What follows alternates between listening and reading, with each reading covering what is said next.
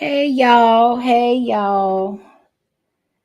Listen, I'm hoping I don't have feedback. I apologize for me being a little late. At least it's fashionably late. As being the lady that I am, I can't always come on time. Listen, I know it sounds good, right? It sounds good. Y'all, the struggle is real sometimes. I have to tell you. So thank y'all for being here. Thank you for being present. Thank you for chiming in. Hey, Miss Ann. Hey, Wooda Man. Miss Sassy is in the building. Yes, thank you. Peace and blessings. Genesis 1, I just want to take this moment to, and you and Bolo, to thank y'all for being so present and so on time and so proactive in assisting me with my duties to my channel. So I just want to say I appreciate y'all so much, right?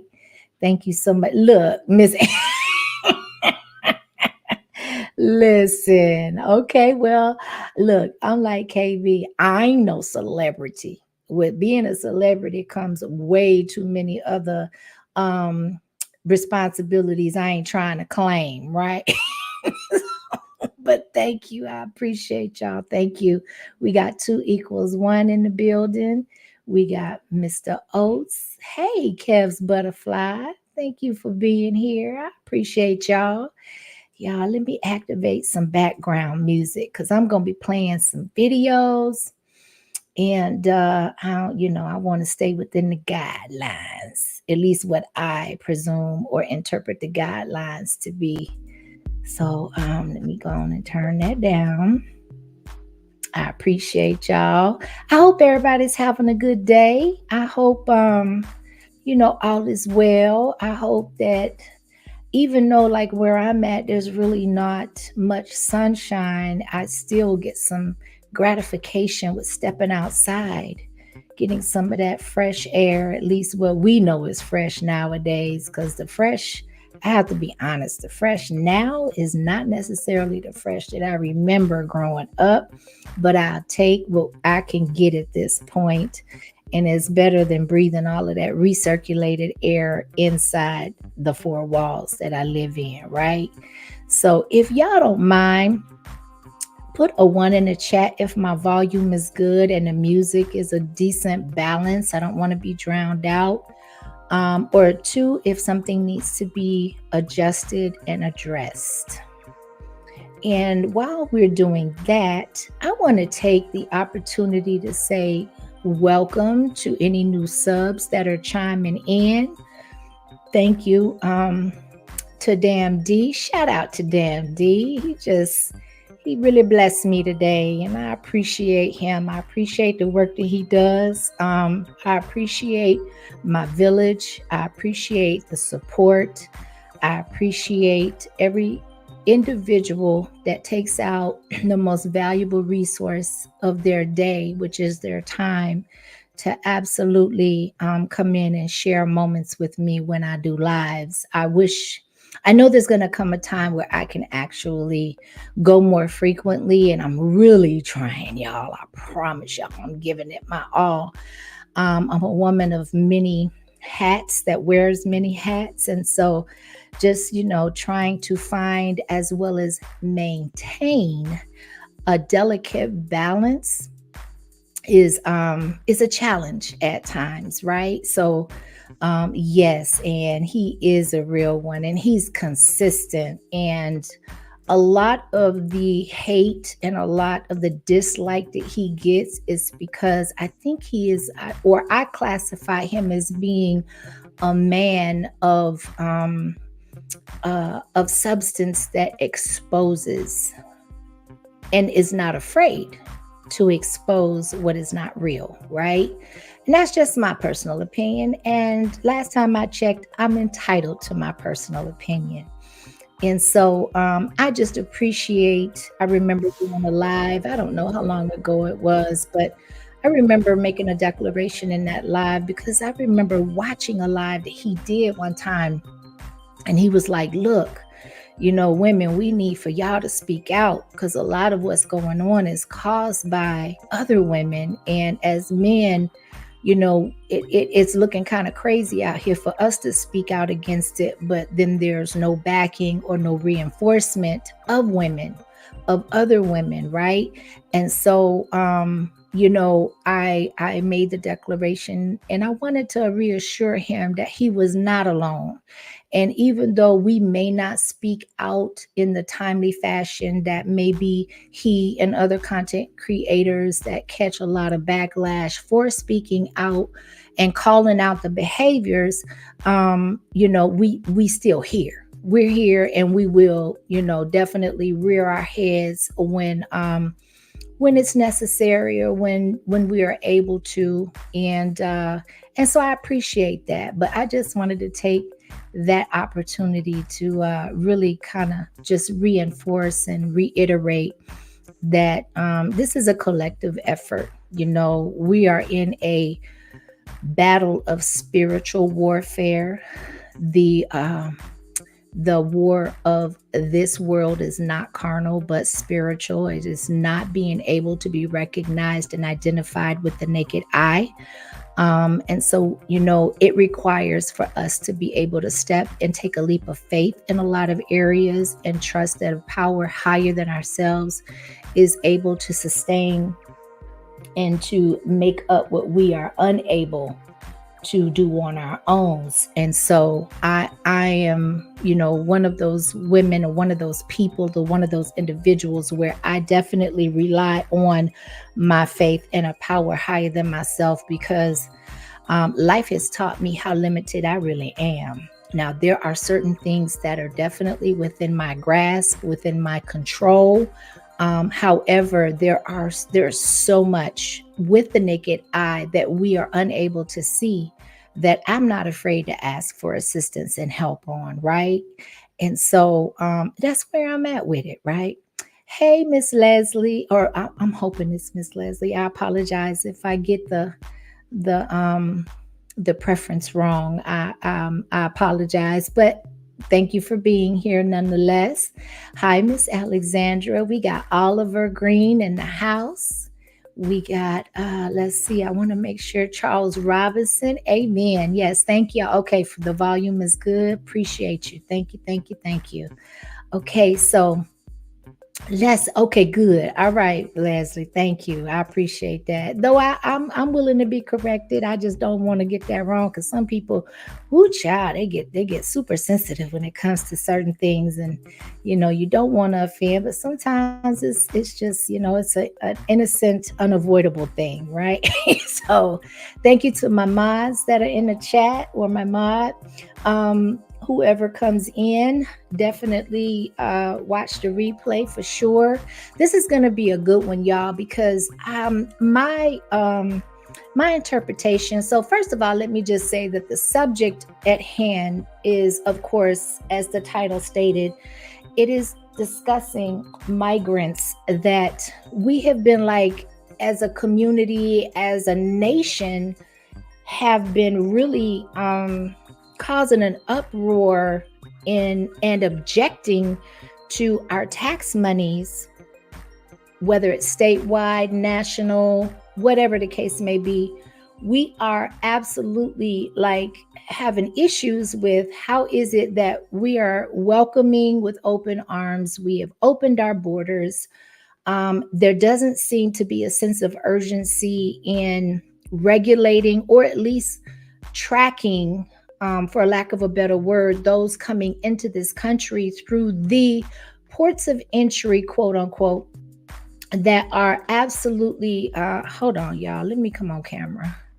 Hey, y'all. Hey, look, I was getting ready to get into a flow, and I was like, nah, let me come on. I'm still off camera, right? So, quote unquote, we are objecting to our tax dollars going to supporting people that we don't know where they're coming from, who they are, what they're bringing, whether it's tangible or intangible, what their agenda is, what their purpose is, if they're coming, I mean, just at the least case scenario, we want to say they're coming in to be able to sustain some type of quality of life that they definitely didn't feel that they were able to, at the level that they were able to obtain and sustain in their native land, right?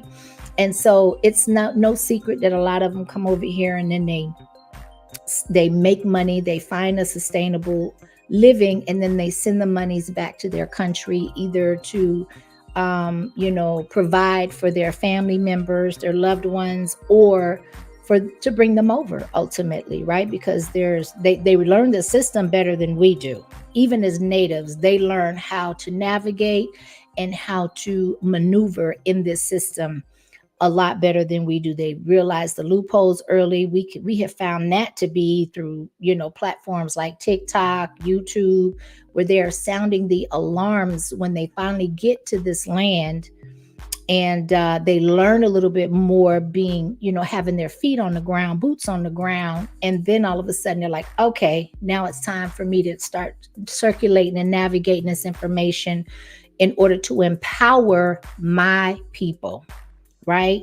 And so this has been a really interesting journey for me, as far as delving in and doing research and becoming familiar with the journey of the migrants, particularly for the sake of topic and discussion in New York. I was told years ago that whatever the state of New York or California, whatever laws, bills, whatever precedents that they set, it starts really in those two states, and then it transcends into other states, right? It's like they're like trendsetters, for lack of a better word. And so I have thought that it was super interesting with some of the laws and some of the provisions that they have. And then it became kind of apparent to me that New York is definitely selected to be one of those trend-setting states for a particular reason, because they don't usually create and adhere to certain laws, bills, and legislation that as a whole, the rest of the country kind of falls in line with. You can kind of predict what is going on with other states, how they're going to, navigate things, stances that they're going to take when it's all said and done. In those particular states, whether they're blue or red, it makes them kind of predictable. Well, California and New York, first of all, they set themselves apart from, because of the sizes of their states, the population, and how dense those states are. Thank you for the cash apps. I appreciate it. I will definitely give personal thanks. And I individualize thanks toward the end of the stream. So I just want to say it doesn't go unnoticed. And I appreciate all of the blessings that you guys provide me with on a regular basis. So I appreciate y'all so much. Thank you. But when it comes to these particular states, New York does not, it establishes a status quo more so than it does adhere and follow suit to other states and their status quos, right?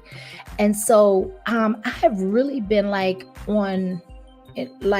paying attention to how they're moving, being a sanctuary state with sanctuary cities, specifically speaking. And one of the things that has definitely kind of put me on alert is how they have squatters' rights, and how the landowners and the real estate owners in the state of New York really don't get the support through legislation and bills that a lot of the other state or majority of the other states have, right? So there's a timeline. So I've been asking a question. If you go back and you look through my videos, I've been actually going live and established my channel back in December of 2023. And every so many videos, I'm revisiting this topic. I am updating this topic. I am constantly being kept abreast of what's currently going on concerning this migrant situation. Because, again, if we pay attention to New York, it's going to tell us a lot of what we need to know when it comes regarding other states, right?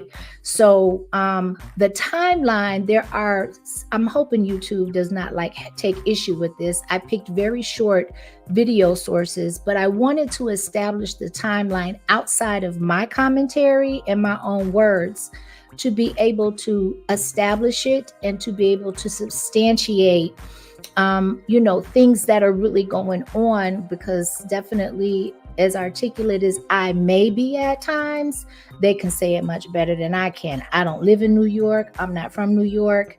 A lot of my family is not from New York. So though I will say the media, I don't 100% believe everything they say. I meet them in the middle. And they're definitely, in my opinion, here to push narratives in order to serve a specific agenda. However, footage, it does hold some weight. It does tell a story. You can draw your own conclusions, but it is here for a reason, right? So there's a timeline that I want to follow from last year, from when they have prepaid cards, when there was legislation that was first being submitted and then ultimately it was passed, right? That these migrants get actual prepaid cards and other resources. But the prepaid cards really raised a lot of alarm from the citizens, because the first thing we're going to ask as tax-paying individuals in this country is, where is this money coming from? And why hasn't anybody been asked if it's okay if this is what we spend money on? It just seems like the powers that be at this point, they don't ask for our permission. They make demands and they do what they want with the funds.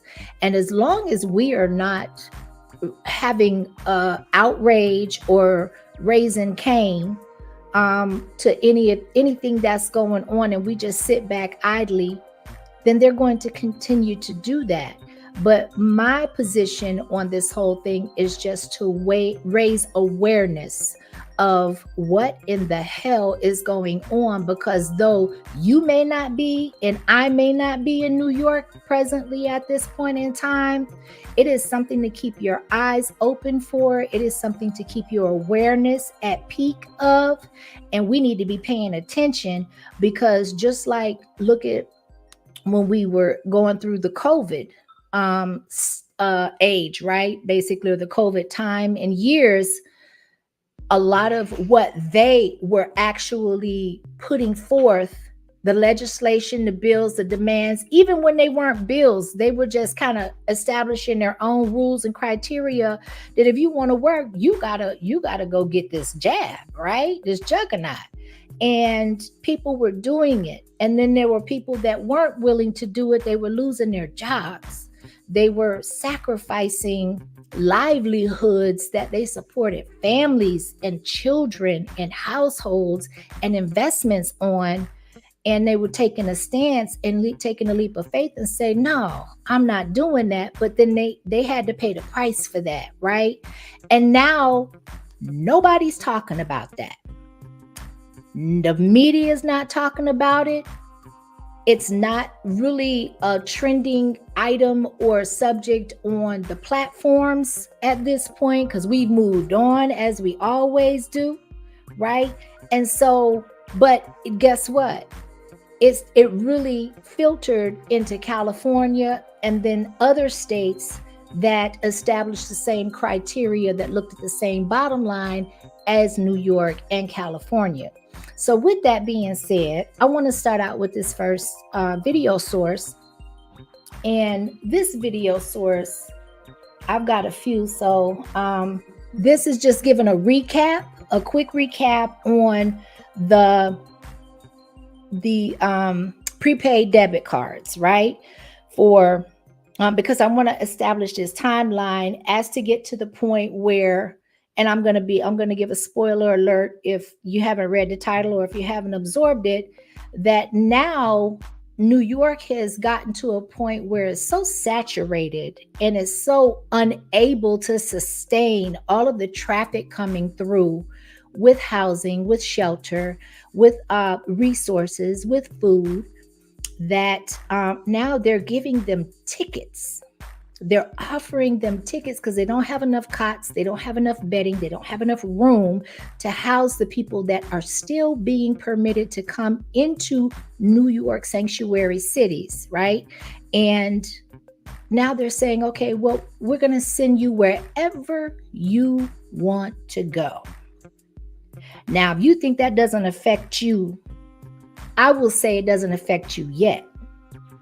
But you will be touched by this situation, because as it stands, these people are still being permitted and allowed to come into New York when they don't have the room, they don't have the ability to be able to house everybody.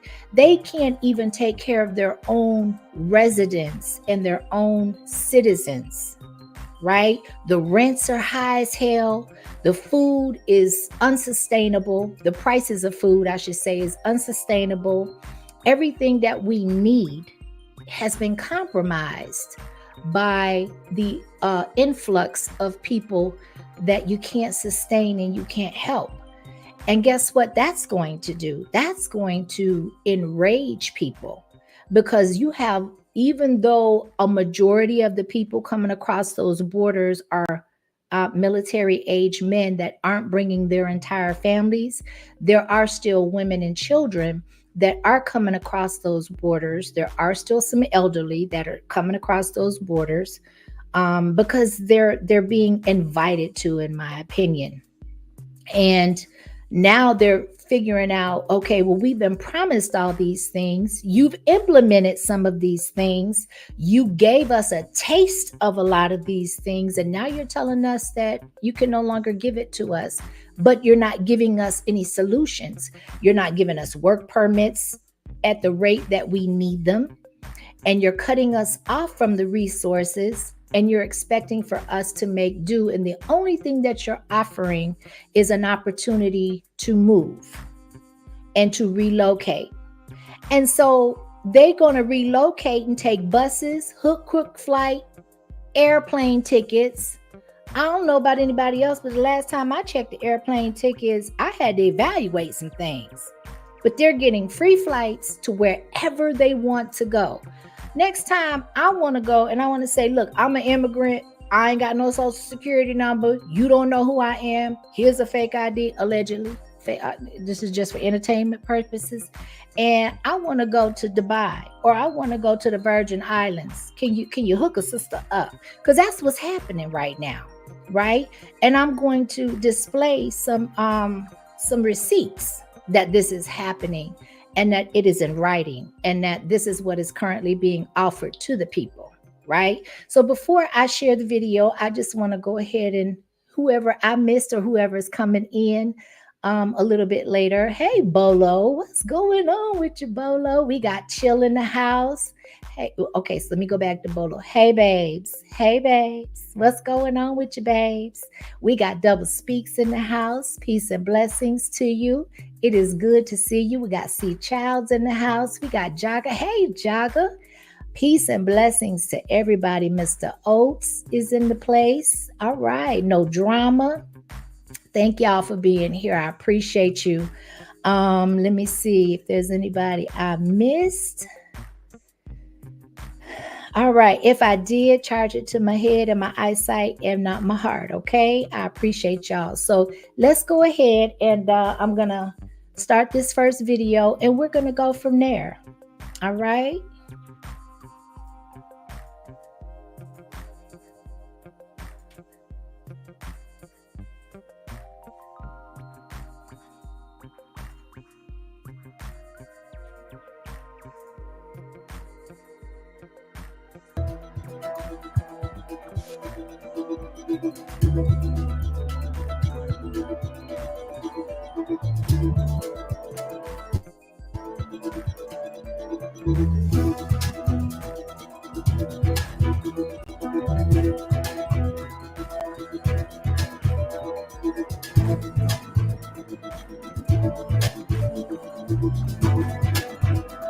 So I want to stop it there for a second, and I want to go back and read this. And I brought this up in one of my other videos, but it's worth repeating and reiterating, right?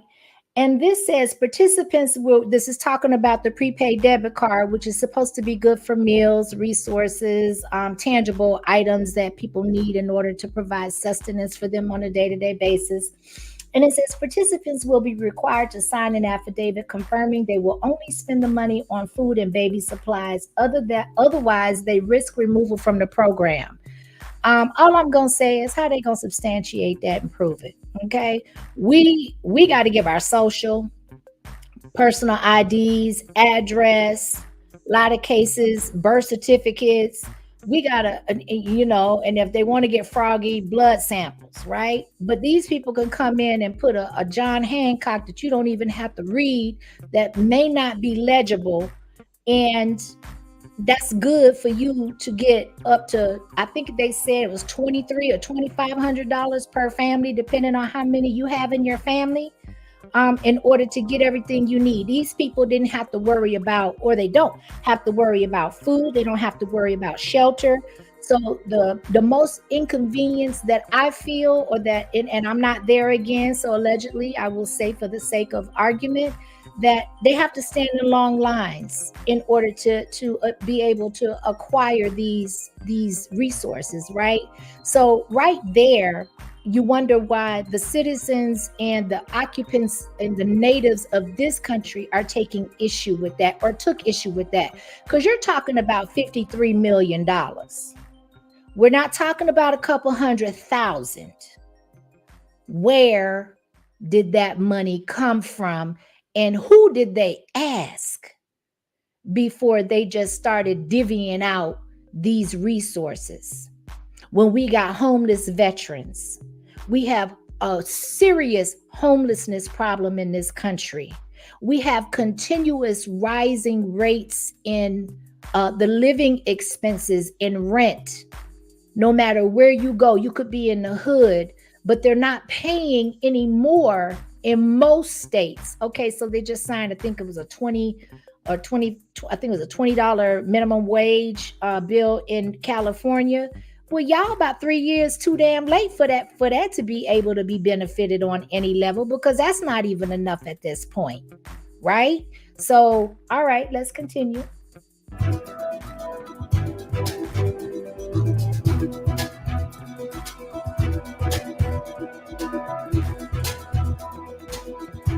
Every 28 days. So, and not every 31, not every month, depending on how many days of the month that's in that month. It was like clockwork. Every 28 days, you got that money put on your card. Y'all, listen, I'm gonna have to fight not to get off into my emotions about this, because there is so much information that needs to be covered, and so much recollection, and so much info. When I say information, like developing information as to the timeline, as to how these people are getting this monies and doing nothing for it just by coming here. It's enraging to me as a citizen, right? Let's go.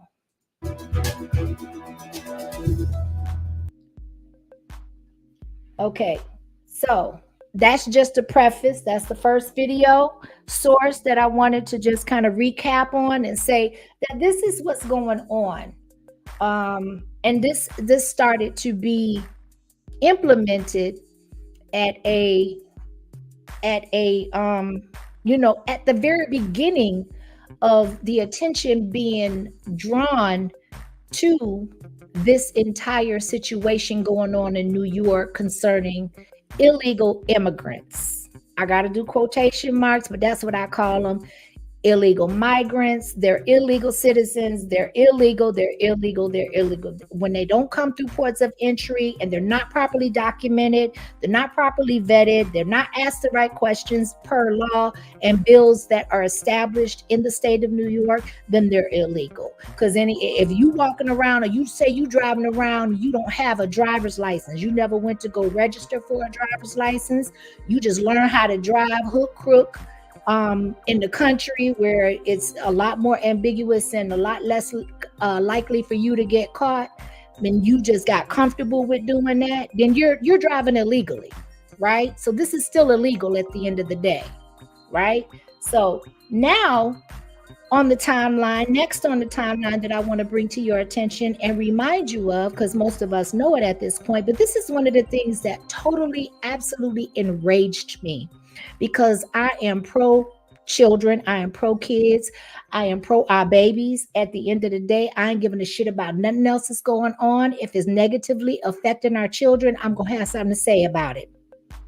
I woke up one morning, hit the news, and they were escorting our children out of their schools that our taxpayer money pays for, sending them home for them to learn remotely and use said schools for shelter. WTF. So, with that being said, no further ado, let's watch the video.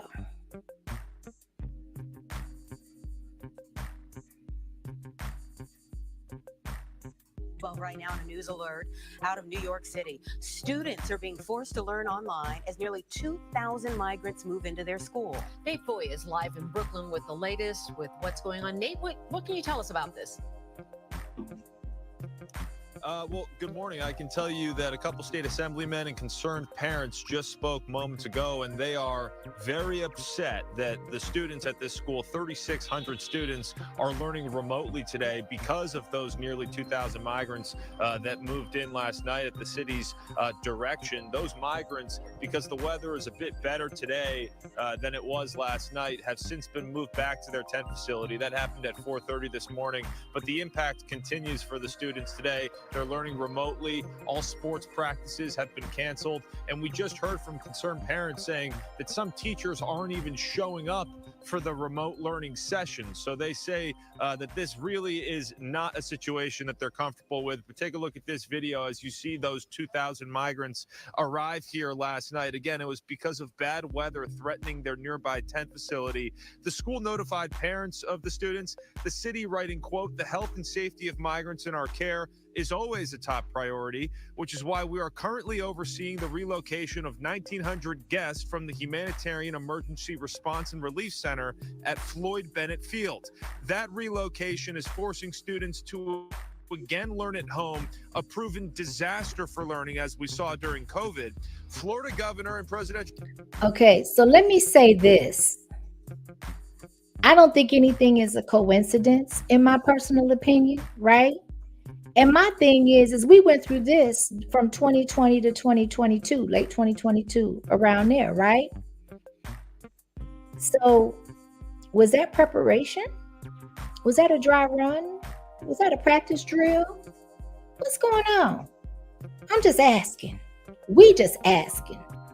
What's going on with this? So you got, not only do you send our children home, but a majority of our children are in sports or after school activities to avoid being in the streets and avoid having idle time on their hands. And we're talking about New York. There was too much opportunity, in my opinion, in a lot of places, but New York is especially dangerous for a child to have idle time on their hands. Danger, imminent danger, and potential, the ability to potentially act up is within their front door. So their time needs to be utilized widely. So now you done canceled all after school sports and activities. You done sent them home, and to add insult to injury, you have teachers that aren't even showing up to do the remote learning from their homes, to put on, to log into Zoom and to teach our children the same curriculum that you would teach them in class. You are not even interested in showing up for our kids under those circumstances. Now, I get it. I'm sure a lot of those teachers were outraged, but why make the children suffer, right? And so, yeah, to me, if this didn't spark pure outrage at this point, I kind of don't know what will. Let's continue. So hopeful Ron DeSantis spoke about this last night. Listen here. The government is commandeering the school to house illegal aliens. So the migrants now are back at Floyd Bennett Field, but many are wondering for how long. Of course, we're in the middle of winter here in New York City. We just had a nor'easter over the weekend, and harsh conditions are expected, throughout the winter. So people are concerned that this could happen again, not only at this school, but in other districts across New York, which is why these two assemblymen who are not part of this district are here speaking today. And they say that they're drafting legislation to prevent the city from housing migrants in active schools. New York City Mayor Eric Adams says the city is full. Of course, you guys are running into similar problems in Chicago, and the mayor's office says that they're considering all options here. We'll send it back to you. So if you're outraged, then why are you still allowing these people to come into these sanctuary cities where you don't have room for them?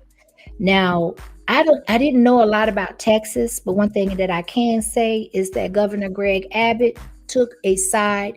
He put his foot down, and he was willing to deal with whatever consequences that came in order to protect, in order to maintain a level of civility in his state of Texas.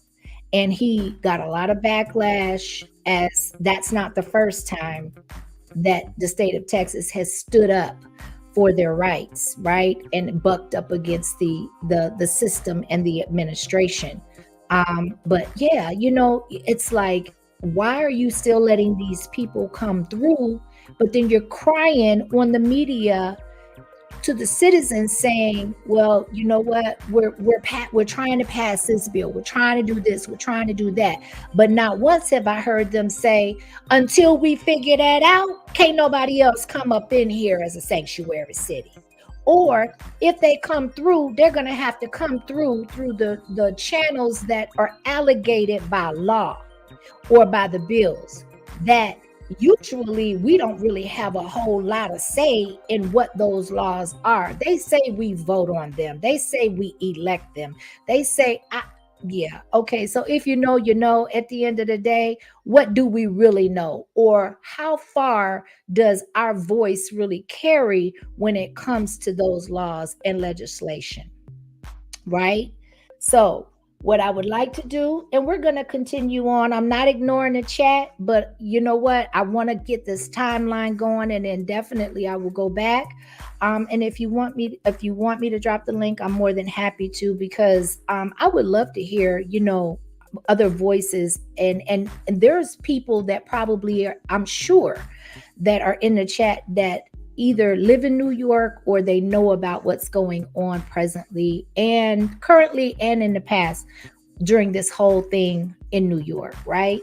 And so now this next video I'm going to show, I also touched on in one of my lives. And it's talking about the violence, the potential dangers that allowing all of these migrants and these illegals to come in through the borders or around the borders are really kicking up some dust. And it's going to get worse, y'all, because now it is being established that these people, the resources have run out. The accommodations are at the till. We can't really do anything else for y'all. And even though we told y'all and we assured y'all, and when they was coming through them borders, they had attitude, they were haughty, they were like, yeah, this is what we doing, this is who we bringing, this is we ain't got to work, and we taking it was a slap in the face. It is a slap in the face. We taking your money, your government's money, your taxpayers' money off the sweat and the brow of your backs as citizens and natives of this country that have to follow laws and regulations that I don't have to follow coming through these borders, a lot of them unregulated, right?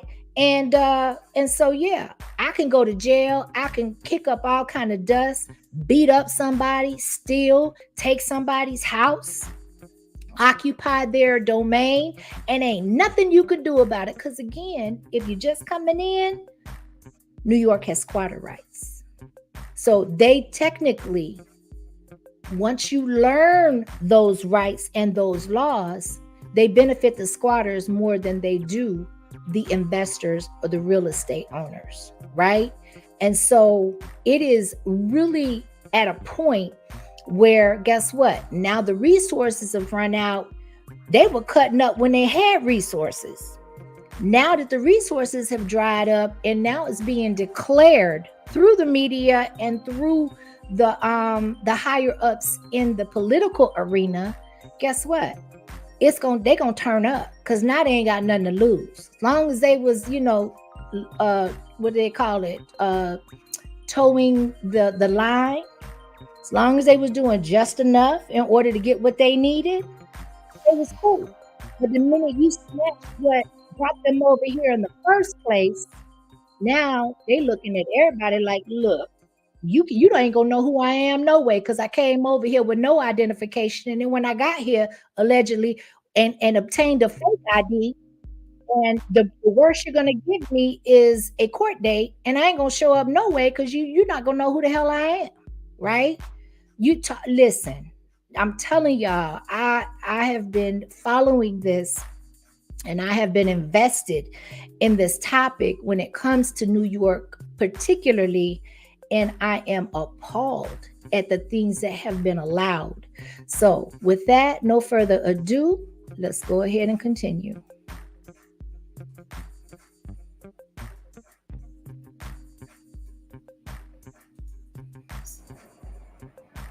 Sandra, it was last May when the city of New York signed a contract to house 250 migrants here in Yonkers. In nearly the year since, tensions have been running high between the organization that oversees the shelter, CASHAPP, and the residents. The images are dramatic, the tension at a boiling point. Yonkers police arresting 2 migrants, one of them a woman who was pushed to the ground during a scuffle with officers. The incident occurred yesterday, but many of the asylum seekers say their frustration has been building for months. Si no teníamos seguridad en nuestro país, por no tenerla aquí. We escaped our countries because we weren't safe. Now we're not safe here, says this migrant from Venezuela, who's among the 82 families being housed at the Ramada Inn on Tuckahoe Road. Migrants first arrived at the location last May, welcomed with donations from nonprofit groups and Westchester residents. But in the months since, the asylum seekers say they've been harassed by social service administrators and intimidated by security guards they employ. Robándonos, violándonos nuestros derechos. The chief complaint is workers entering rooms without warning or with no one present. The occupants have been told the reason is to remove unsafe appliances like hot pots, which are not allowed. So they mad because people are going into a room that they don't pay for, that they have no investment in, that they've been given everything but the clothes off of their backs, or resources to obtain things outside of the clothes off of their backs. But when they're allowed in there, I don't know to what capacity, if they've been told that you can't have hot plates, that you can't have fire hazards in this hotel, in this sanctuary, in this shelter, in this provision that we are giving you. And they are mad. They're pissed. Go figure. You've invested nothing, but you expect everything. Let's go. La plancha, el secador, me sacaban mis cosas de trabajo. My iron, my hair dryer, things for work have disappeared, she says. But others claim money and jewelry have been stolen. They say their complaints are met with calls to the police. This clip, the asylum seekers themselves called 911, feeling threatened by a security guard walking through the parking lot holding a knife. Back up. Back up, please. Management called police on us today, saying we needed an appointment to visit. Not today, not today. Whenever you get a chance, just call and I'll talk to you. But I got your ears. Let me ask you. Eso es nuestro derecho. You guys have to leave, okay? Social services at the Ramada are being coordinated by an organization called CASHAPP. The mayor of Yonkers says he's monitoring the situation. As I've always said, I'm mad at those who brought the migrants to our community, but certainly would never treat the migrants with any less dignity than they deserve.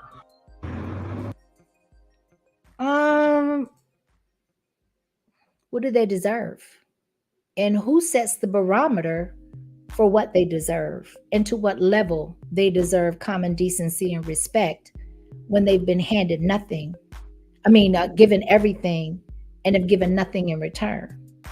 Where in the world, what other country do you know that operates like this?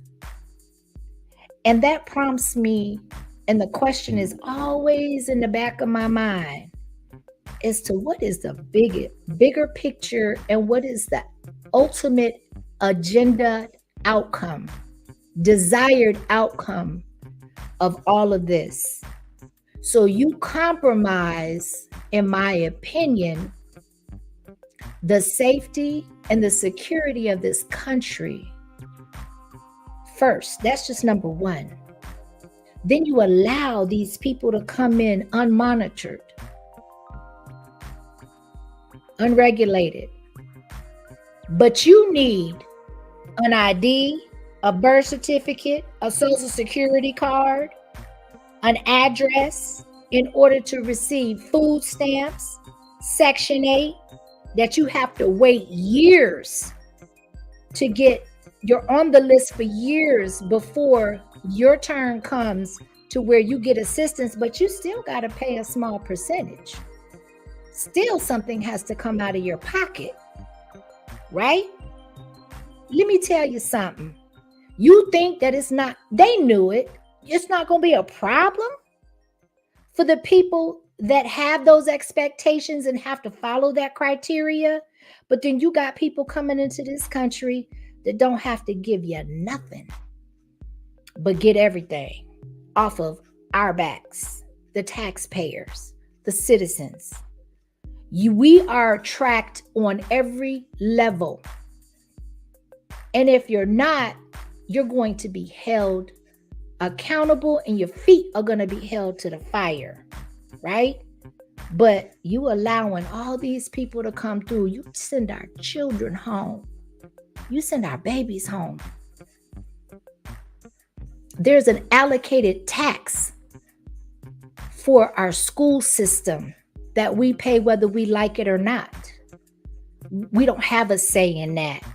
So basically, our tax monies are going to house unregulated illegal immigrants in our children's schools while our children are at home getting a half-ass education by people that really ain't interested. Some people, right? And so we're going to continue. We're almost done with this source, and then we're going to move on to the next one because there is a timeline. Let's go. Yonkers police say there were 120 calls to this location in the last year compared to 90 the year before that, and one officer suffered a minor injury during yesterday's arrest. We reached out to West Hab, the organization that manages the property. They did not return our calls for comment. And we're live in Yonkers. Marcus Owens, Channel 7, Eyewitness News. So they don't even, they're not even returning phone calls. And what I forgot to mention earlier was that the hotel manager or owner, I don't know which one, comes out and he says, set an appointment with me and I might answer your questions. I'm paraphrasing, right? In my opinion, that's what I took from what he was saying. They ain't got time because they're getting paid. The tour buses that are transporting people from New York to anywhere that these people want to go are getting paid. I want to show y'all something. Hold on. I'm going to have to stop sharing and I'm going to have to do this again. Hold on 1 second. Because this is worth definitely. Hoping I can, window. Let's do that. There it is. Okay. So I'm going to magnify this and see if I can. All right. So this is the document that somebody took a picture of. And the shelters or the facilities where they go for shelter, this is where it's posted. And so people started noticing that there was no line, right? Like people there was the lines that were going around the block.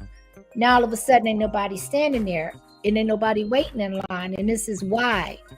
So it says, if you want to leave New York City, you do not have to wait in line at St. Bridget Reticketing Center. Please present yourself at the front door. You may request reticketing any day, regardless of your waitlist number. Due to high demand for a cot, it often takes multiple days on the wait list before a cot assignment is available. We strongly encourage you to take advantage of the opportunity to reticket to a destination of your choice. Please come back to St. Bridget at least every 5 days to check in for cot placement. If your number is on the wait list is lower than the above number, but you are not present at St. Bridget when your number is called, you will be at the top of the list the next day you arrive to St. Bridget. Okay, so that was pretty much self-explanatory. I didn't type that up. That is what is being presented. And it's in different languages so you can understand it and you don't need an interpreter, right? So they're telling these people you can go anywhere you want to go. The demand for housing or a place to sleep, at the very least, is so high that we are still willing to accommodate you. We are still willing to send you to a place that you choose. There's not a list of places that signed up. We're going to send you where you want to go, no matter whether these places want to receive you or they don't. And we will make provisions. Somebody got to pay for this. But who gets a say? We getting the information after the fact. Y'all, this is crazy, right? But again, you got the taxpayers, you got the citizens, you got the natives of this land sitting back, and we have to jump through hoops. There are people that have families that are starving, that are homeless, that are disenfranchised, their credit is shot because they can't pay medical bills. These people come over here and get free medical by the people that treat them, that in their checks, they have to pay for medical, whether the company pays it or they pay it. But it's not free. Okay? So with that said, we're going to move along. I ain't playing today. Y'all, these people are tripping, right? Because we got to get to the creme de la creme of this live. But now, with all of this, the stage that has been set, with all of the criteria that has been laid before them, all of the resources, all of the welcome mat has been thrown out, and these people are coming in and they throwing it in our faces while they're taking our resources. We got veterans, and I did a live on that too. Just go through the timeline, go through the live timeline, you'll find it, where our veterans are sleeping in tents. They're sleeping in tents. But you kick our kids out of their schools, send their asses home, and then you open up that same said facility for people you don't even know who the hell is here, what they brought, what their agenda is, what their intention is.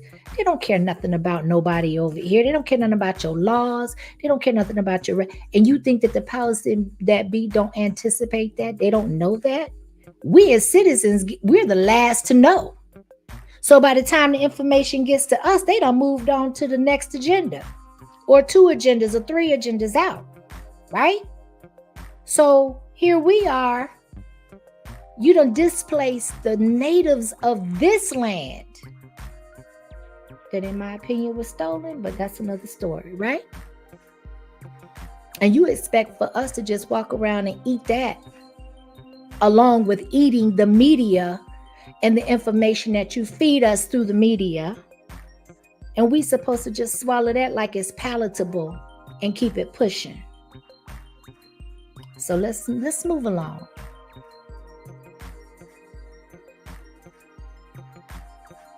Hold on.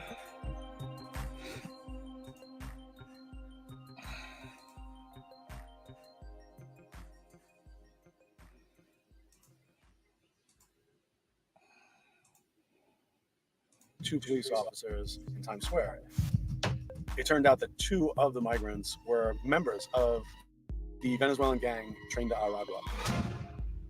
With the migrant population that's come to New York City, along with them has come gangs, violent gangs from their home countries. This particular gang that we're talking about in New York City, trained to Aragua, they've been already involved in a raft of scooter thefts. They're basically sent out on missions to get unsuspecting victims who are walking around talking on their cell phone. The gang member on the scooter will grab the phone right out of someone's hand while they're using the device. So it's unlocked and all their apps are accessible. And they'll keep tapping on the phone to keep it open all the way back up to where the kingpin or the guy who sent them out on that mission is located, where they had roomfuls of people who were using the phones to drain people's bank accounts and basically do a lot of shopping, online shopping, and all sorts of different crimes.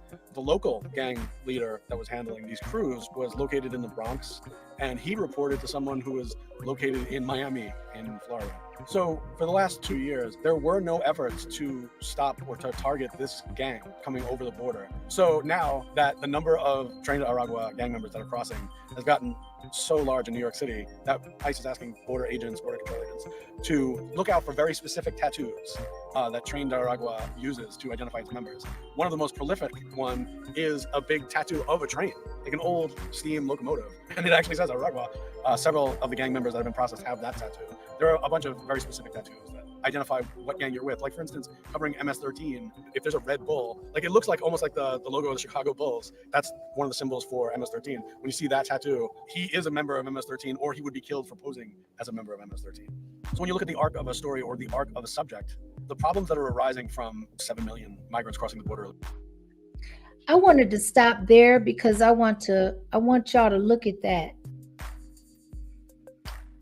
I'm about visuals, right? So you look at these people, they can't see through that water. They don't know what they're wading in the water against, right? These people paid a price to come over here. Whether we think so or not, whether the benefit outweighs the risk of them traveling here, the issue is that they did sacrifice something, whether it was on the front end or otherwise. And so if the bigger the sacrifice, the bigger the anticipated reward. If that reward is not given to that person's level of sacrifice mentally, what do you think their response is going to be? That's psychological, right? You think that this wasn't anticipated? You think that this was not by design? Just a question. Just a question. Let's continue. Illegally and proliferating out to large cities. The issues that come along with that situation, I would say we're not even halfway through dealing with the arc that's created here. We're just getting to the second act. Initially, it was, how do we just deal with this onslaught of people, all these people who need help, who need everything? How do we provide for them so that people aren't sleeping on the streets? That was Act 1. I think this is Act 2, which is, out of this huge population of people that are coming to our city, there's going to be a percentage of them that are not here to pursue the American dream. They're here to pursue their own dream of being criminals. What's the way out of this? Well, we're just starting to identify the bad actors and target the bad actors. And one of the major bad actors here are these gangs trained to Aragua for the Venezuelans, MS-13 for the people from El Salvador. There are many gangs, actually, that are gaining population and gaining power in New York City. We haven't really come up with a way to completely deal with this yet. So we haven't come up with a way to deal with it because they don't want to deal with it. That's not going to give the desired outcome on the agenda, right? So again, these are questions. And again, I'm just establishing a timeline. So we've talked about them displacing our children in the school system. We've talked about the prepaid cards that were distributed, where, that definitely was an epic fail, but that's money spent already. Whether it was a fail or whether it was successful, depending on who's looking at it and how you're looking at it, that was money that we're not going to get back. Resources we're not going to get back. People that we are unable to send back to their various native lands because most of those places aren't accepting them back. Once they crossed over into this jurisdiction, they became our problem.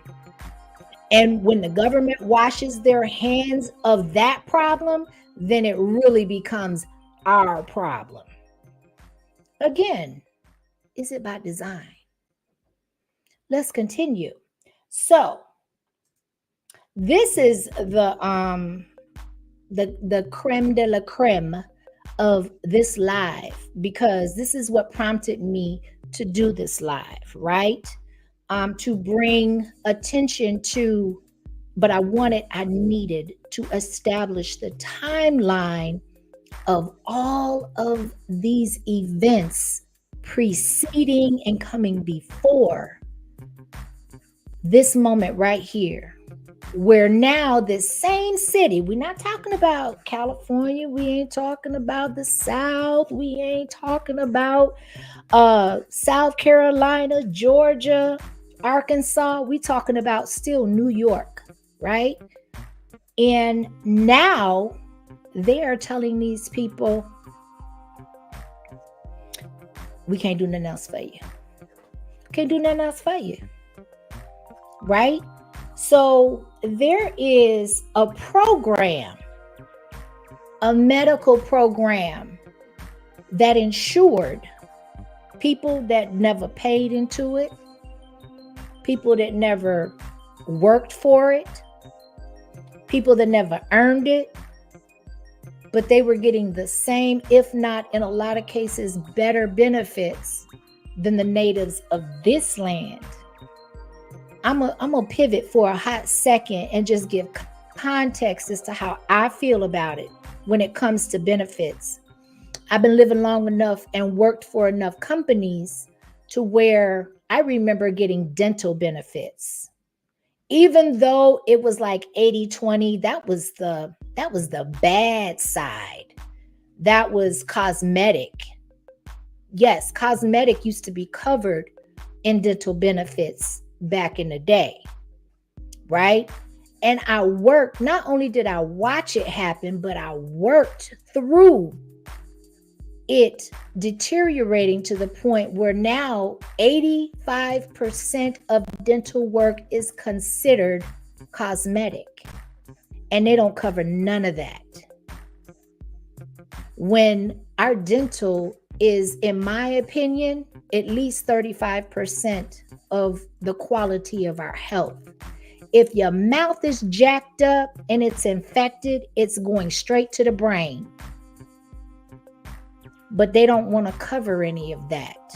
But these dentists are still around here making a killing and bank off of everybody's mouth that is having to come out of pocket. They haven't taken into consideration of what the costs are. They don't care.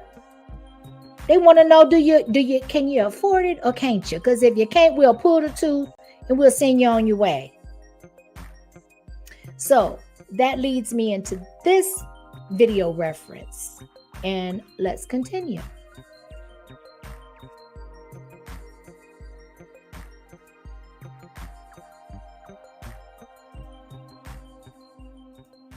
New York City will be dropping its contract with a medical company hired to provide services to migrants.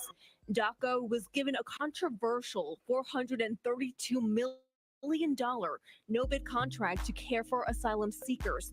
The company quickly faced accusations that range from wasting food, as well as hiring unlicensed security guards and mistreating migrants, according to the New York Times.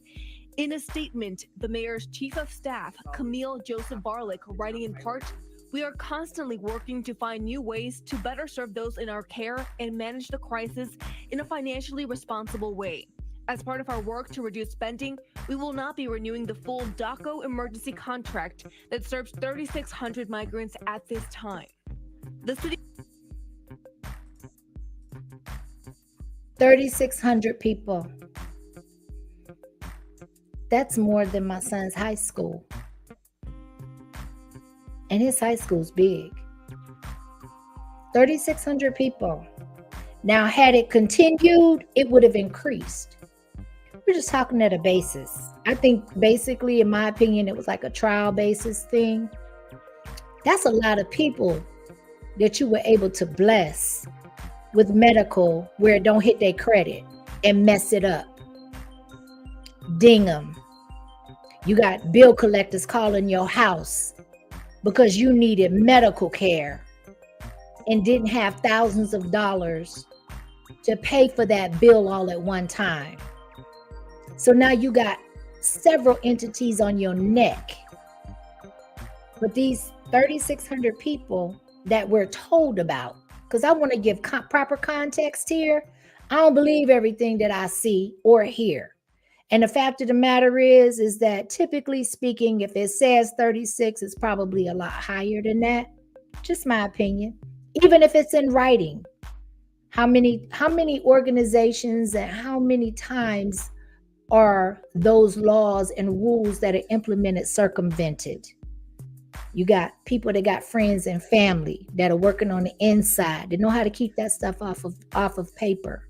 And if you got 2 to 20 non-speaking, English-speaking people that were hired on for originally interpretation or translation purposes, all they got to do is learn the system. And they've shown us how good they've gotten with learning the system. So that's why I believe it's higher, but that's just my personal opinion, right? Let's continue.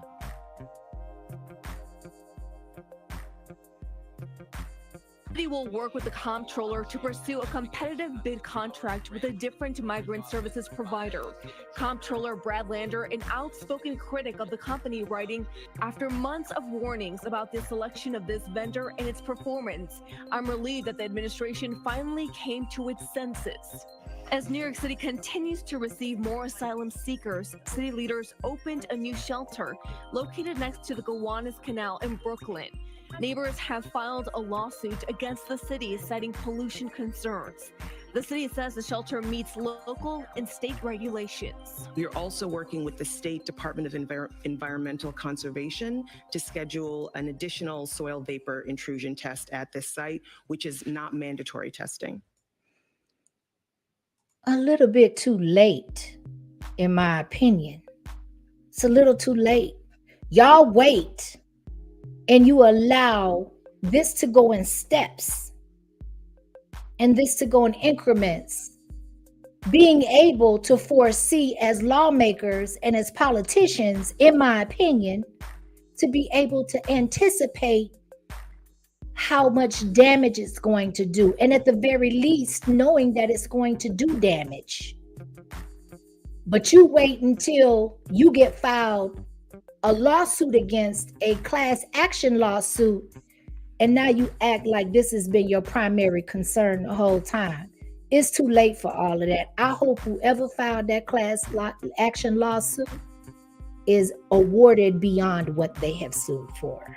And I know that that's not typical and that's not standard, but that's my wish. Let's continue.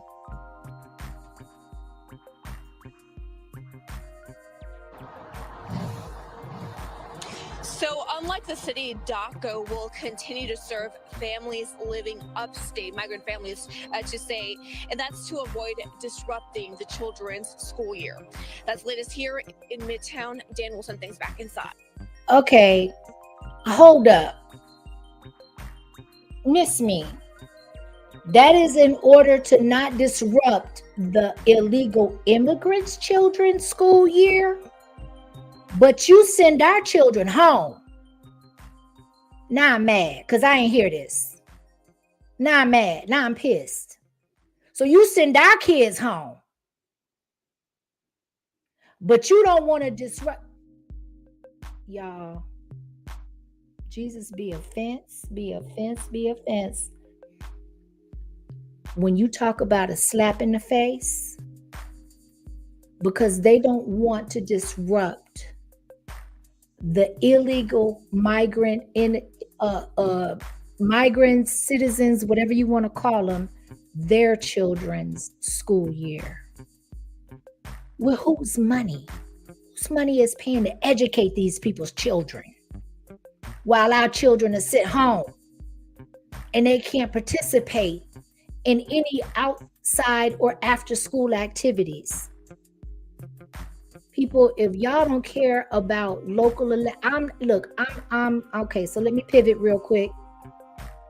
I'm mixed about the voting thing because I truly believe that on a federal and national scale, politicians are largely, not wholly, and this is my opinion, selected and not elected. But I also have grown to learn that local elections affect us a lot more in our states and jurisdictions than the federal and national, because it's closer to home and it affects our everyday lives. Federal is more concentrated on what is going to benefit or not the country as a whole. But when you start dealing with states, that's more centralized and more relevant to your personal day-to-day life, right? And so one thing that I will say and that I do believe in is the local elections. Our voices carry a little bit louder, in my opinion. Now, it may not carry as loud as we would like them to, but in numbers, we are more effective than on a federal and national scale. But she fixed her mouth to say or to repeat, however it goes for her or went for her, that, and to me it was an excuse to basically say that we are still allowing these people in, we are still giving them safe haven, we are still giving them resources, because they're not going to tell us everything through the media. The biggest thing that they are afraid to face is unity. And they go through lengths to keep us divided. And they find the avenues to keep us divided that they feel are more effective, like race, like class, like culture, right? My opinion. So this last video, and then we'll be done. But to me, this has all led up to this, is that now the resources have dried up and they can't camouflage it. They can't explain it away anymore. Guess what? We gonna have to move y'all on up out of here. After 30 days, y'all gonna have to make it do what it do. We gonna give you a ticket up out of here, but y'all gonna have to do what it do, right? So let's continue.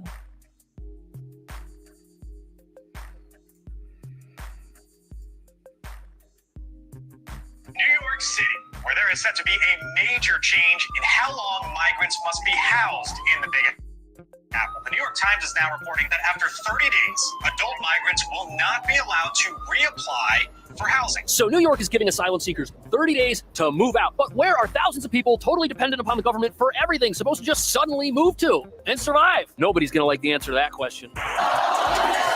Hundreds of people taking over the intersection of 25th Avenue and 86th Street to stop a homeless shelter from opening. Towards the end of last year, City Hall says they were receiving as many as 4,000 migrants a week. Since then, the surge has slowed, but city officials believe it might pick back up again in the summer. Last week, I believe it was 1,300, which is still a lot of people, but now we've been able to adjust with over 200 sites. This video shows the cramped sleeping conditions. Officials ultimately determined the conditions were unsafe. It's just going to cause more problems than we already have. But we are still seeing about 2 to 3 buses shelters a day still coming into New York City. Homeless shelters don't help homeless people, and we are not going to be silent about it. I want to stop it right there for a second. Over 180,000 have come to New York. And if I'm not mistaken, give me some window here and some wiggle room to say, I think it was either August of September or September of 2023 where this really started to be noted and commandeered, right? 180,000 people is nothing to sneeze at when you're talking about an already congested and an already oversaturated and overpopulated state. Again, I am presenting certain talking points in order to promote independent thinking and what's the word I'm looking for? Stimulation. I want to stimulate your mind that everything is not as it seems and it's not necessarily a face value, right? So let's continue. So the city is now moving asylum seekers into apartments that it pays for. But this program only applies to families. And what nobody's talking about is that the city has zero plans to provide for the thousands of single adults that it's been caring for months, but suddenly wishes weren't here for some reason. And now the city's essentially saying to these people, go, live your life, be free, except they can't actually do that. And that's almost as bad of a plan as telling people they can come here and live in a shelter forever, which was the first plan and was completely unsustainable. And critics are saying the reaction to that, these forced evictions and homelessness, is just going to create more problems for the city because they're following up one bad decision with another bad decision. And you've got human beings on the other end of this that were essentially misled. And now we're in a very tough position. Because after you apply for asylum, if you get on a bus and leave, you've got to amend all of your application paperwork. And that could cause you to get denied. And that's why even though the city's telling people they've got to go, most people are going to try to stay. And this has people suggesting the city may have just made the whole asylum crisis worse. And to understand why people are saying that, you've got to realize that the folks who are now getting evicted are faced with the worst of choices for what they're going to do next.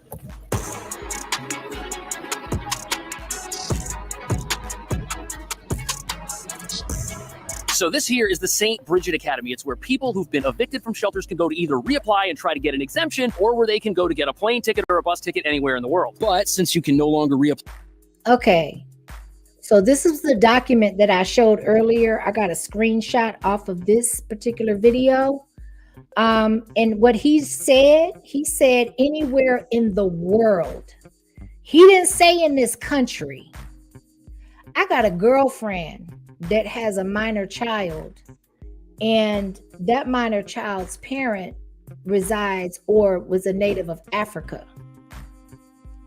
She took her child to Africa and a one-way trip for each one of them, and that child's ticket, in my recollection, I could be wrong on this, was not less than hers. It was $2,700 one way.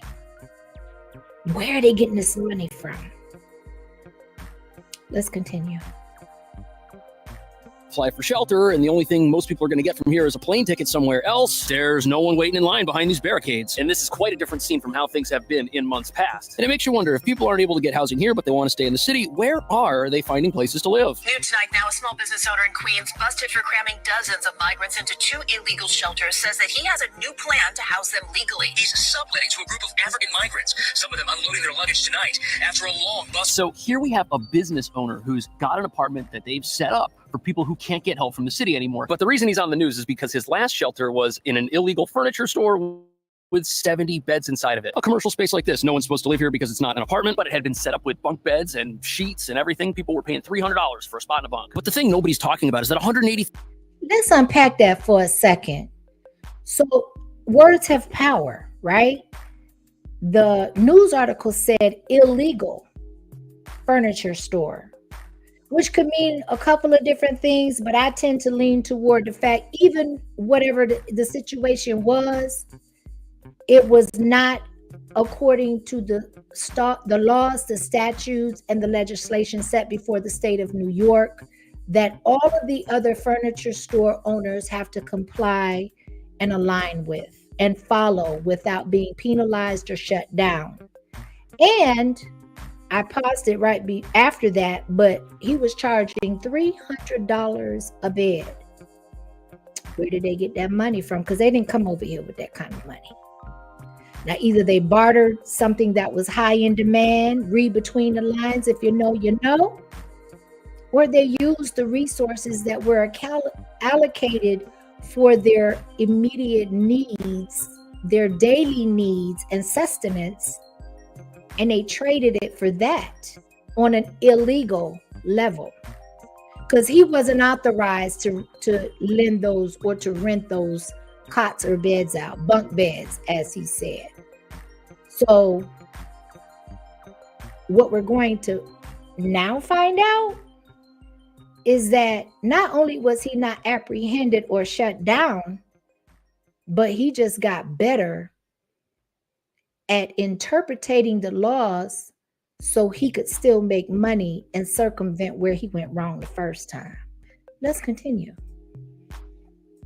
1,000 people have come here since this crisis began, and they came because they were under the impression the city was going to take care of them for as long as it took for asylum applications to clear. But now the city has suddenly said, you know what, we're not going to help anybody anymore. And that has left a lot of people in a really tough situation. And even though the new apartment this individual has looks fine, take a look at what experts think might still be out there as an option of last resort people are now turning to. This video shows the cramped sleeping conditions the city said complaints led them to SAR and the migrants. Officials ultimately determined the conditions were unsafe.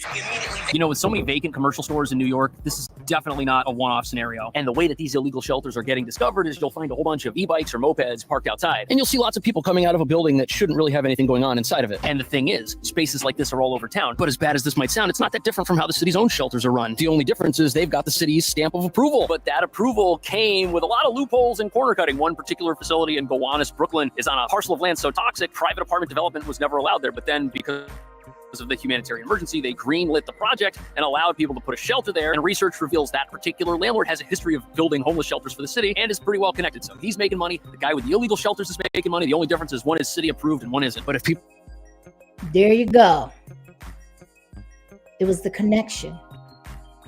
Do you know how many people are making a killing and setting themselves up for generational wealth due to this sanctuary city and these immigrants, these illegal migrants coming over the border, making a killing? And they're really setting themselves up for generational wealth. So you're dealing with an illegal person that, because of their connection to a legal person, quote unquote, all you got to do is learn the laws.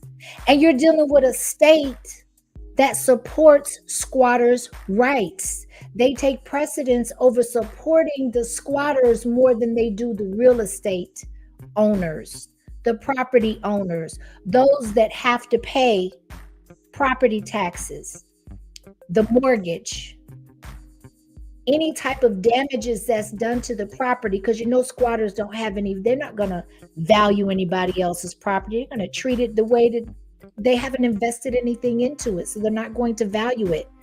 And then on top of that, New York also has a law that property owners and real estate owners, homeowners, have to keep the utilities on in their name when those properties are not being occupied.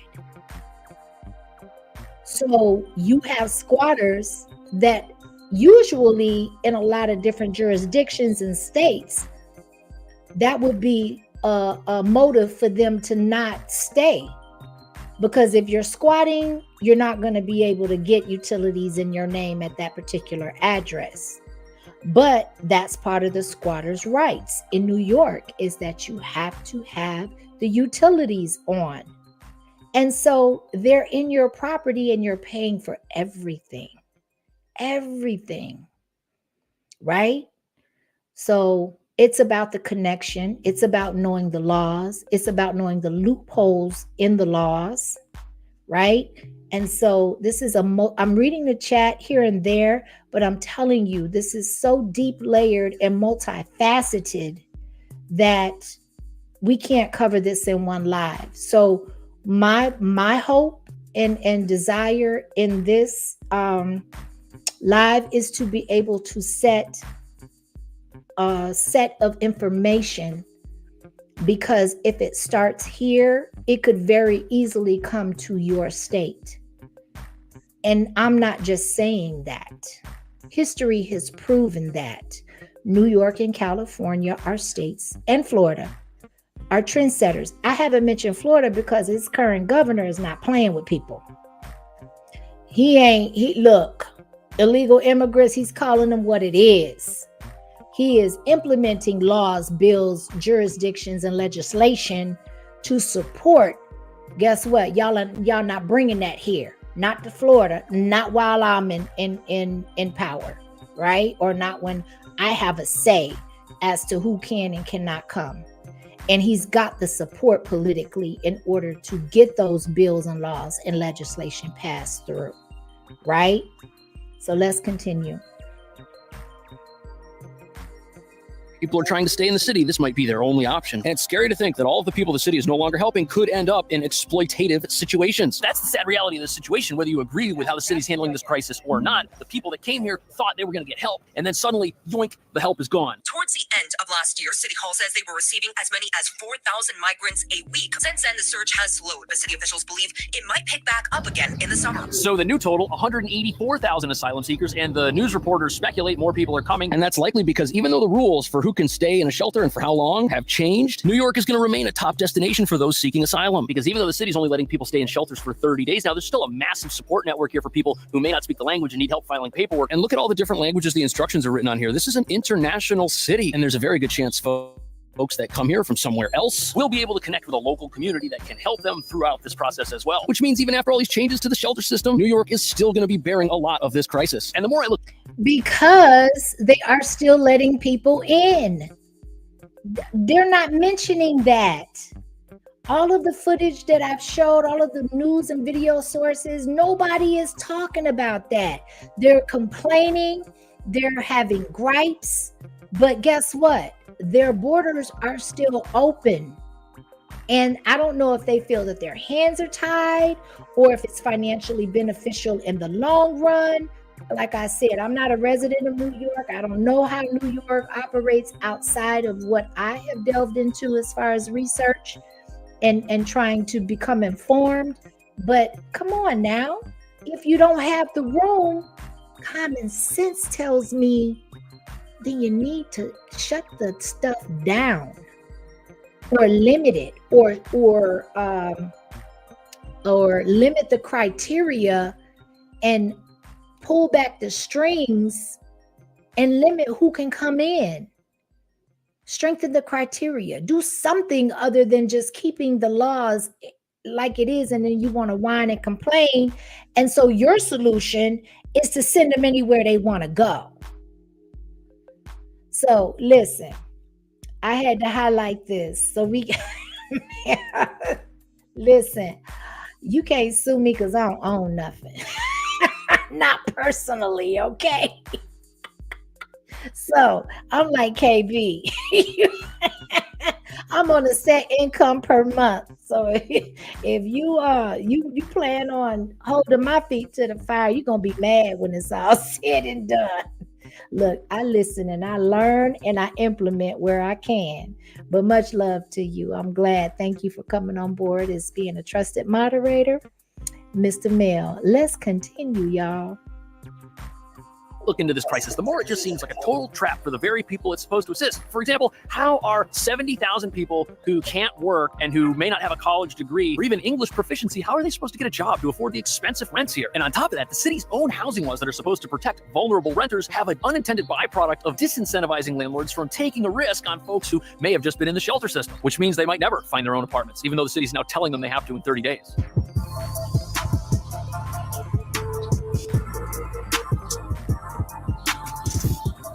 Some migrants claiming asylum can work right away, depending on where they are coming from.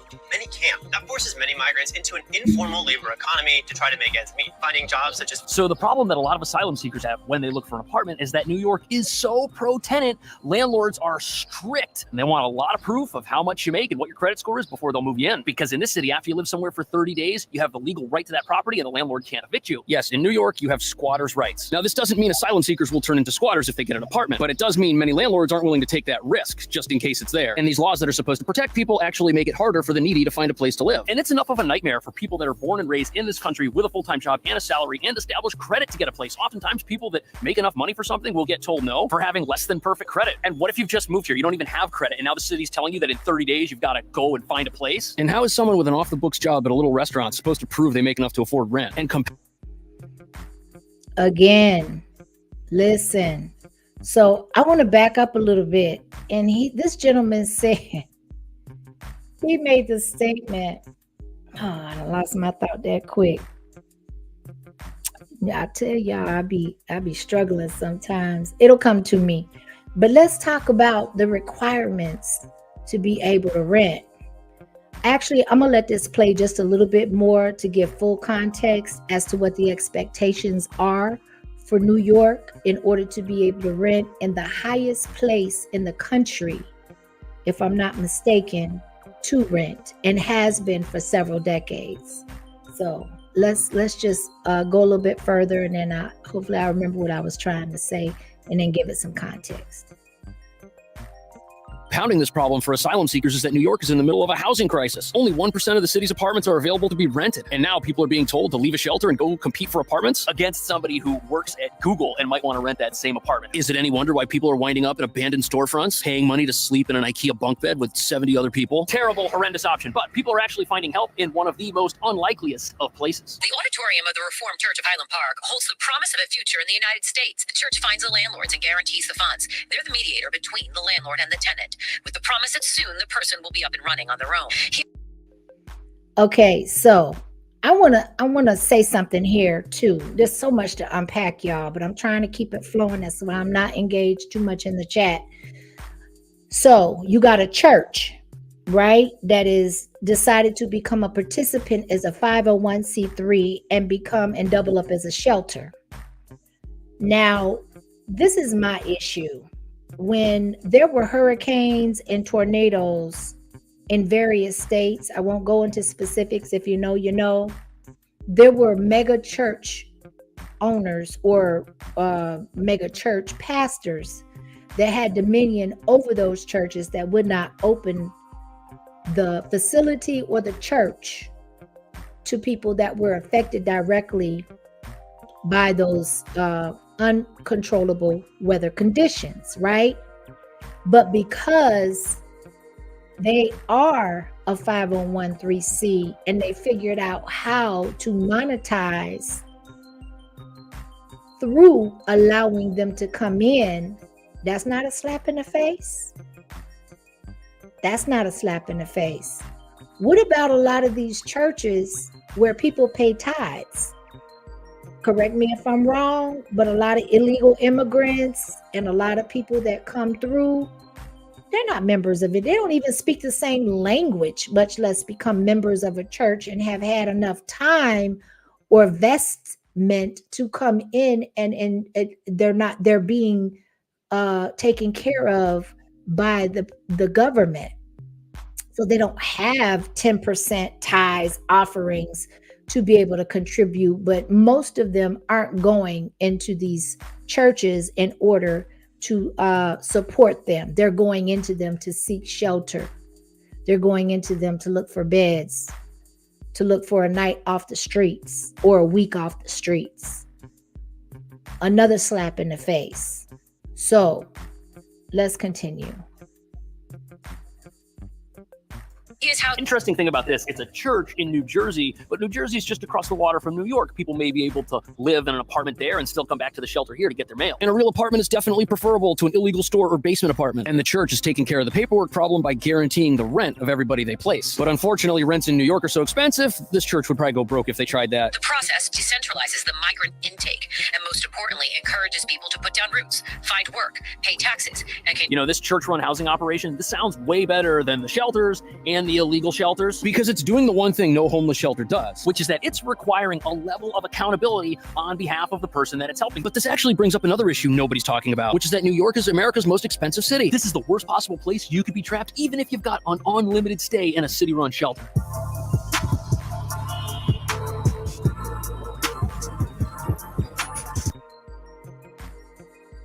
So it was confirmed that they are the most expensive city in the United States. We're talking about city. We're not even talking about state. We're talking about city, where the sanctuary rights preside, right? So I want to take an opportunity to say, Louise Animal, thank you for being a new subscriber. Welcome. Appreciate you. Thank you. Thank you. I hope it serves you well being here. So with that, listen, the hypocrisy is astounding, and I can't possibly bring out all of it in talking points. That's why the individual stimulation of freedom, being a free thinker, is so important. And I want to be able to stimulate those muscles, because at the end of the day, there was a saying, I think it was Judge Mathis. Shout out to Judge Mathis, right? That used to say, or maybe, no, it was Judge Judy, but still shout out to Judge Mathis. But Judge Judy once said, because I used to watch me some judge shows, y'all. I ain't gonna even lie. I used to try to learn the law and be entertained at the same time. And Judge Judy used to say, you had your story and my story, and the truth was somewhere in the middle. And the media ain't no different. As a matter of fact, it may even be more skewed. But with that being said, I digress. Let's continue.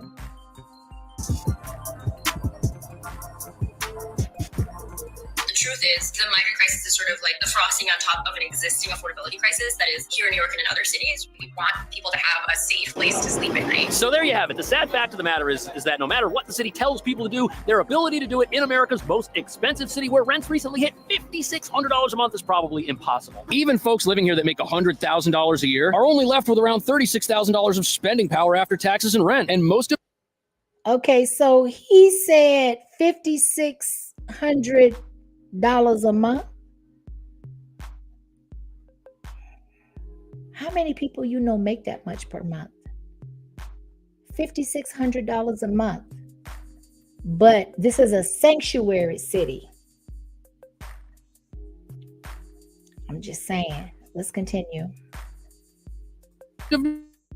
New York is broke. And it's not just that rents here are insane and unaffordable. When you go to the grocery store and you try to buy something to feed yourself, that costs more as well, because the rent for that business is expensive. All of the fees the business has to pay to exist are higher here than elsewhere. Plus, you've got city taxes. And not only is inflation worse here than it is in most parts of the country, prices keep going up even on basic city services like its broken transportation network. And that's why it just seems so crazy that the city created a population of people that were reliant on it for its help, and now it's told them, hey, go figure it out. How are they going to do that? And how exactly does it benefit people to be trapped in New York City with no way to provide for themselves? We know it benefits the system of buses and trains and planes that bring people here. We know it benefits the homeless shelter complex, which houses people. But how exactly does it benefit the people who are dependent upon it? Even the families that are still able to reside in shelters without eviction. How is it helping them to be there forever? A lot of the migrants are dealing with a lot of depression because of the treatment that the city is giving them. They feel like there's no one that is going to help them anymore. Now, okay, so let me say something about that, right?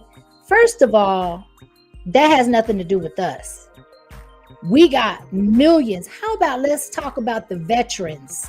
The veterans are suffering from a lot more than just depression. And a lot of them are homeless because their service to this country has not been observed, honored, or rewarded. But then you got people coming across these borders that we don't even know who they are. God knows what they're bringing over here, what their intentions are. And I'm not speaking of everybody, but that's what's being highlighted to us. So of course we're going to draw those conclusions, right?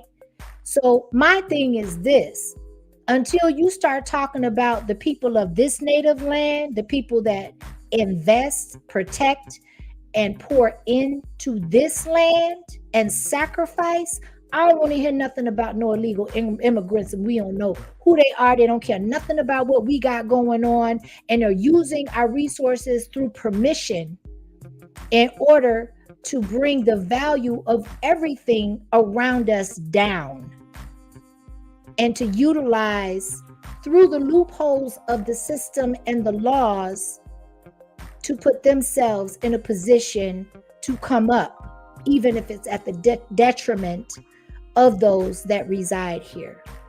And that's all I'm going to say about that. We're almost done, y'all. We're almost done. But I wanted to give, again, I wanted to give context for those that did not catch the live from the beginning, there is a timeline. I advise you go through and watch the replay from the beginning. It will give you, to those that have not been paying attention or that may be unaware of what's going on in New York State, as well as New York City. And we need to be paying attention because New York is often a trendsetter for what's to come across this nation. Even if it doesn't affect every state, it will affect some. So let's continue. Here's where the real problem lies. It's in this system that brought people here and then suddenly cut them off. Obviously, New York cannot house everyone forever. Everyone should have known that going into this, but now that we all know, there's still no exit strategy. And this is going to lead to people doing things they would rather not to try and survive. And many asylum seekers feel misled by this whole process. The promise of coming here and getting back on your feet with a job never materialized. Just ask the people who now have to leave the shelter system and don't have a job that pays enough for an apartment. Now, I'm not advocating that New York should continue to house everybody forever. They can't. But it's almost like nobody running the shelter system thought about what was going to happen to the people in it when it suddenly stopped supporting them. And it's almost as if this entire system was designed from the very beginning to fail for some reason. I'm going to repeat that. Or he's going to repeat that. Let's go. Pays enough for an apartment. Now, I'm not advocating that New York should continue to house everybody forever. They can't. But it's almost like nobody running the shelter system thought about what was going to happen to the people in it when it suddenly stopped supporting them. And it's almost as if this entire system was designed from the very beginning to fail for some reason.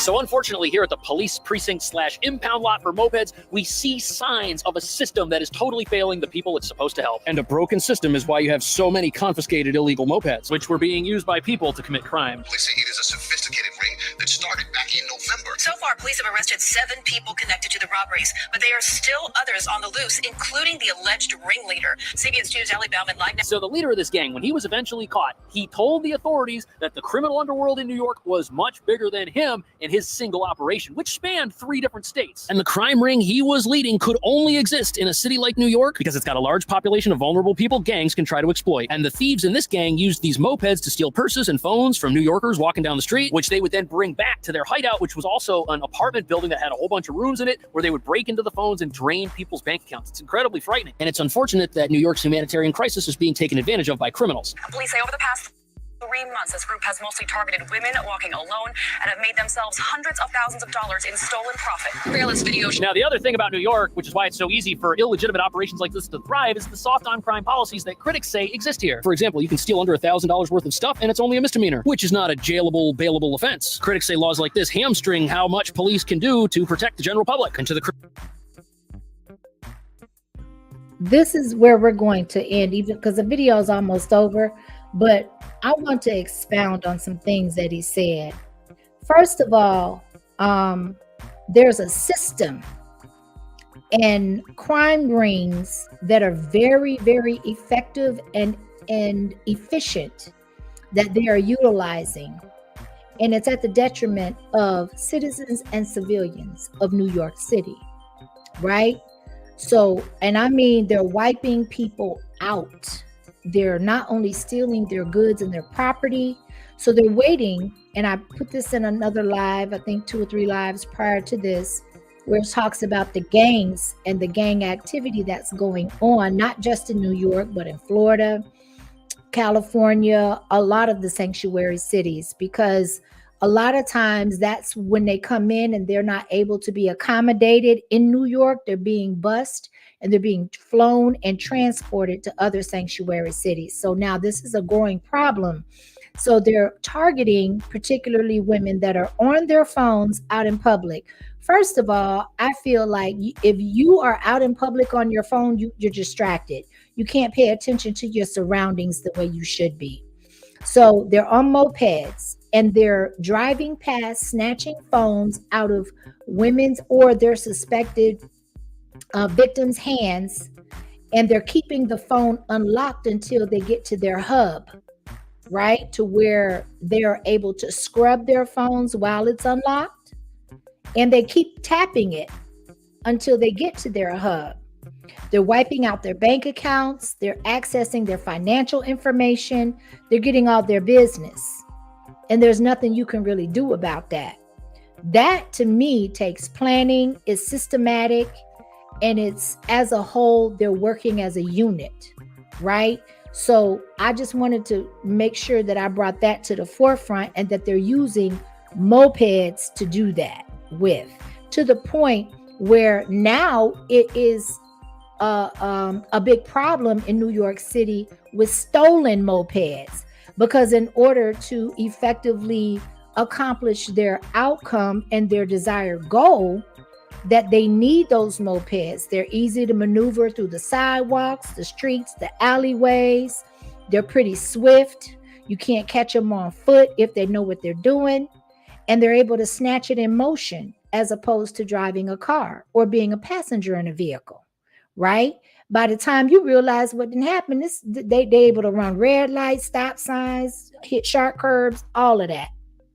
Not to belabor the point, but I'm just saying it's serious, right? And so with that being said, I have to wrap this up pretty soon because I have familial duties. I'm a mom at the end of the day, and I got responsibilities. So I know I said I was hoping to entertain an open panel. If I need to do a part 2, I definitely am open to that. But I have things that I have to take care of. So hopefully I was thorough enough, and I was specific enough, and I provided enough information for people to at least be aware and to take notice that everything is not as it seems, and to promote independent and free thinking. And no matter where you are able to make educated and decisions for the basis and the safety of your personal environment, because we have to start small in order to be able for it to grow and escalate into something big, right? You got to take care of the home front first. So I just wanted to bring context, and I wanted to bring clarity and present talking points as well as video evidence to be able to substantiate things, or to bring to light things that some of us may be unaware of, because we have a lot of parents that don't have time to do what content creators centralize and concentrate on. So I just want to do my part. I don't want to belabor that point either. So let me just take the opportunity to say thank you to everybody that contributed financially and blessed the platform. Everybody, I'm grateful. Everything is bonus, everything is a blessing. None of it is expected. So thank you, Miss Ann. I appreciate you. Miss Alexandria, you're always appreciated. We got C. Childs in the building. Thank you for your financial blessing. And Louisiana. Okay, I don't want to mispronounce that. Thank you so much. I appreciate you. Thank you. I want to also say thank you to my new subscribers. I appreciate y'all. I wanted to go through the chat, but due to time constraints, I am unable to. But what I am going to do, I'm going to put all of the links to the sources of the videos in my description. And I'm also going to go through the replay myself and read the chat. And then if deemed, I will, because I'm already pretty sure that I need to do a part 2 to this.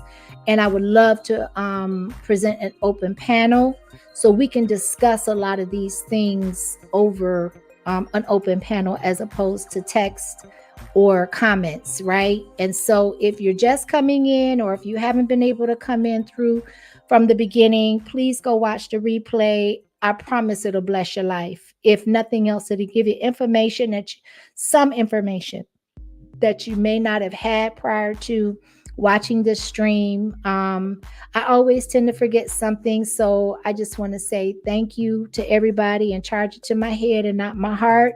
I appreciate everybody. Hold on a second. I don't want to forget nobody. Miss Rachel, thank you. I appreciate you so much. I appreciate all of y'all. Thank you so much for doing something that you don't have to do.